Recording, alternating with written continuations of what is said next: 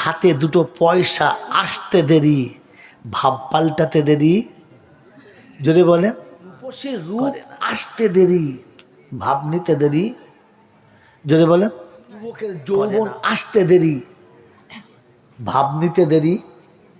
এমন ভাব নিয়ে চলে যুবক, মনে হচ্ছে না জমিন ফাটিয়ে দেবে একাই।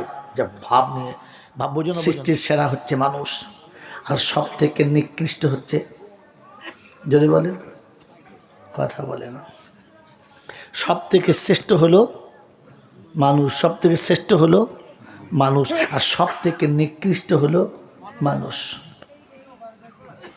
আল্লাহ পাক আফসোস করে বলেছেন, ইয়া হাসরাতান আলাল ইবাদ, হায় রে আমার বান্দা, মা গাররাকা বিরাব্বিকাল কারীম, এই রব্বে করিম থেকে কে তোকে বিমুখ করলো, ভুলে গেলি কি করে? বাবাজি, আমার আল্লাহওয়ালা ভাইরা, জ্ঞানীজনরা, সতী মানুষেরা, আল্লাহ পাক বলেন এত বড় নাফরমান, এত বড় নেমক হারাম, আর এত বেশি আল্লাহকে ভুলে যায়, একমাত্র মানুষই ভুলে যায়, আর কেউ এতটা ভুলে না, এতটা আর কেউ ভুলে না। কি বলেন জি?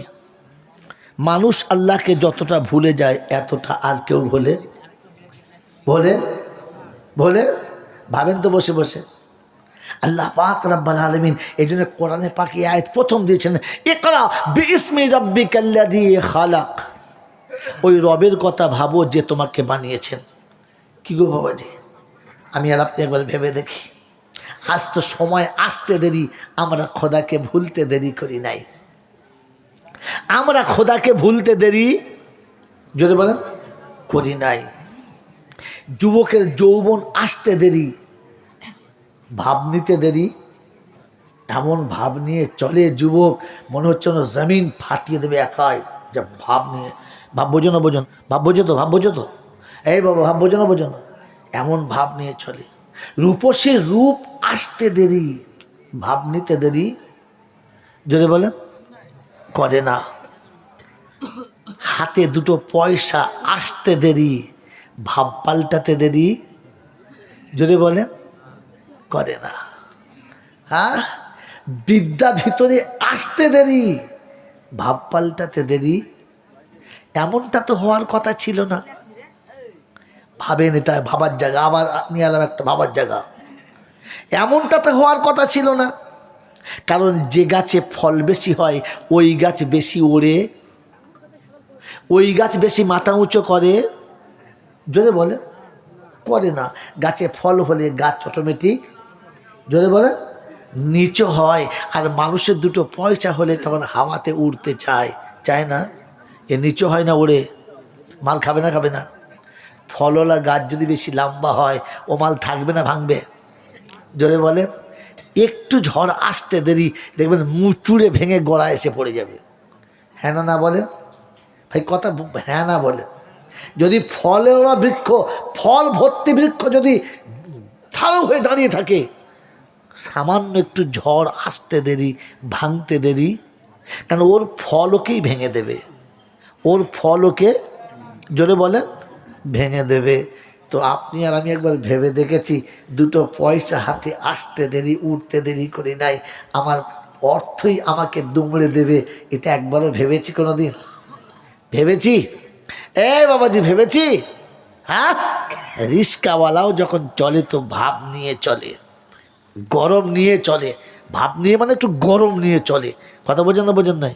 হ্যাঁ, রিস্কা নিয়ে যাচ্ছে, সামনে একটা অটোওয়ালা যাচ্ছে, একটু বেচারা অটোর একটু গরম বেশি, আর যাচ্ছে আস্তে করে, সাইডে পাশে করছে, তোর বাপের রাস্তা ঘিরে সবটা তুই নিবি। তার মানে মনে হচ্ছে যেন সুযোগ পেলে ওকে তুবড়ে দিত। হ্যাঁ না বলে? তো রিস্কাওয়ালাও একটা ভাব নিয়ে চলে, হালাকে তো ভাব আসার কথা ছিল না।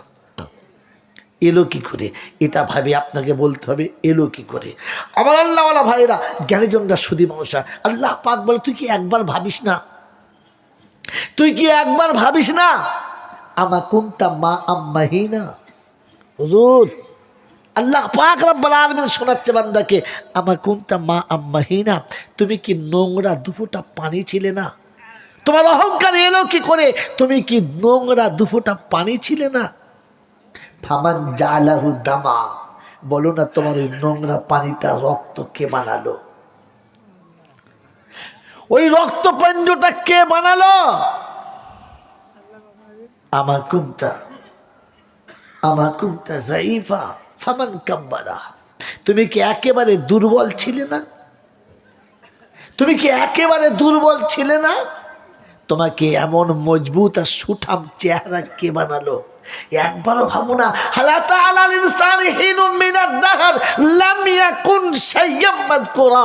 রাব্বে জুল জালাল বলে, একটু পিছনে ভেবে দেখ না, একটু পিছনে ভেবে দেখ না, যে একটা দিন তোর ছিল যেদিন তুই কোনো গল্পের বস্তুই ছিলিস না, তোকে বলার মতো কোনো বস্তুই ছিলিস না, তোর নামের কোনো আলোচনাই ছিল না। ওখান থেকে আল্লাহ টেনে এখানে এনেছে। ওই আল্লাহকে ভুলে গেলি? ওই আল্লাহকেই ভুলে গেলি? যে আল্লাহ তোকে ও জায়গা থেকে এখানে নিয়ে এলো, ও আল্লাহকে ভুলে গেলে? আমার আল্লাহ বলা ভাইরা, এটা ভাবা ছিল মানুষের কাজ। এটা যদি আমি ভাবি তাহলে বুঝবেন আমি মানুষ। মনে থাকবেন ইনশাআল্লাহ?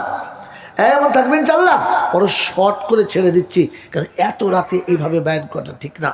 তারপরেও আপনাকে শোনাচ্ছি।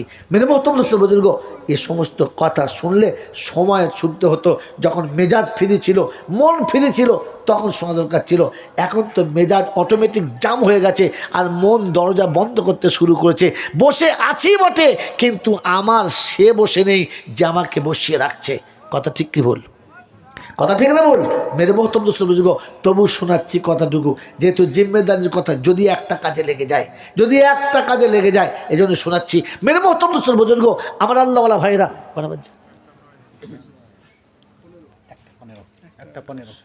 একটা 1:15 চালাচ্ছি, পরে কিছু হতে ঠিক করুন, আমি 1:15 যাচ্ছি। মেরে মহতম বুজুর্গ, আল্লাহওয়ালা ভাইয়েরা, জ্ঞানীজনরা, সুধী মানুষরা, আমার সোনামণি মায়েরা বোনেরা, আমি আর আপনি ঠান্ডা মাথায় ভাবি, এই এতটা রাতে বসে আছি। আমার কুনতামা আম্মাহিনা, আল্লাহ পাক শুনছে তুমি নোংরা পানি ছিলে। ফামান জালাহু দামা, কে রক্ত বানালো? ফামান জালাহু মুজগা, কে তোমার কেমন রক্তপিণ্ড বানালো? ফামান জালাহু ইজামা, কে তোমার ট্যাকচার হাড়ের বানালো? ফাঁকা সাউনাল ইজামা, আর কে তোমার হাড়ের উপরে গোষ্ঠগুলো বানালো? আর কে তার উপর সুন্দর করে আবরণ দিয়ে দিল, যেটা দেখে রমণী গলাতে দড়ি দিয়ে ঝুলে মরতে চায়। তোমার এই সুন্দর চেহারাটা কে বানালো? কে বানালো? আল্লাহ। যে চেহারা দেখে তোমার প্রেমে আরেকজন মরতে চায়, ওই বানানেওয়ালার কথা তুমি ভুললে কি করে? এটা ভাবলে তবে, এটা ভাবলে তবে। কিচ্ছু করতে পারি নাই, উম্মতে মুহাম্মাদি কিচ্ছু করতে পারি নাই। আল্লাহ এমন নবী দিয়েছিলেন যে নবীকে পেলে আপনার আমার তকদির খুলে যাবার কথা ছিল, কিন্তু দুর্ভাগ্য আমি আর আপনি সেই নবীর সঙ্গে সাথী হতে পারলাম না। চেষ্টা করবো হওয়ার ইনশাল্লাহ, চেষ্টা করবো হওয়ার ইনশাল্লাহ। আমার আল্লাহ ভাইরা, আল্লাহ নবীর একজন সাহাবী আছে আনাস বিন মালিক। আনাস বিন মালিক রাদিয়াল্লাহু আনহু মাঝে মাঝে পাগড়ি যখন নোংরা হতো, ওই পাগড়িটা খুলে, রুমালটা খুলে আগুনে পরিষ্কার করতেন, আগুনে দিয়ে দিতেন, আগুন দাউ দাউ করে জ্বলত, আর তারপরে রুমালটা তুলে ঝাড়া মারতো, সাদা ধবধবে হয়ে যেত। জিজ্ঞাসা করতো, আনাস এ জাদু শিখলি কোথা থেকে? এ বিদ্যে দিল কে? কার কাছে পেলি বল? তো বলতো কোনো জাদু নয়, বিদ্যা নয়, এটা আমার নবীর হাতের স্পর্শ। একবার তিনি খানা খাচ্ছিলেন, দস্তরখানার জায়গায় আমি রুমাল বিছিয়ে দিয়েছিলাম। আল্লাহ রসুল খানা খাওয়ার পরে আমার রুমালে হাতটা ভালো করে মুছে দিয়েছে। ওই দিন থেকে আমি আমার এই রুমালটার কেমিক্যালে পরিষ্কার করি না, আগুনে নামিয়ে দিই। আমার বিশ্বাস ছিল যে হাতে রসুলের স্পর্শ লেগেছে, ওই হাতের স্পর্শ লাগা রুমালে আগুন লাগতে পারে না, তাই ময়লাটাকে আগুন খেয়ে শেষ করে দেয়। রুমালের একটি সুতো পর্যন্ত আগুনে পোড়াতে পারে না। যে নবীর স্পর্শ লাগলে সুতোটাও পর্যন্ত আগুন লাগে না। ওই নবীর সুন্নতের সঙ্গে জীবনটা গড়ে দিলে জাহান্নামের আগুন কখনো স্পর্শ করবে না, করবে না। তাই তো আল্লাহ নবী সাল্লাল্লাহু আলাইহি ওয়াসাল্লাম শুনে দিয়ে গেছেন, মান তামাসসাকা বিসুন্নতি ইনদা ফাসাদি উম্মতি ফালাহু আজরু মিয়াতে শাহীদ। একটা সুন্নত যদি মুহাব্বতের সঙ্গে বুকে জড়িয়ে নিয়ে আসতে পারিস, উম্মত শত শহীদের সওয়াব তোর আমলনামাতে 100টা লাগবে না, একটা শহীদের সওয়াব পেলেই তো যথেষ্ট ছিল। হ্যাঁ না বলেন, যদি বলেন হ্যাঁ না বলেন, সুন্নত নিয়ে যাবো ইনশাল্লাহ, যাবো ইনশাল্লাহ, যাবো ইনশাল্লাহ।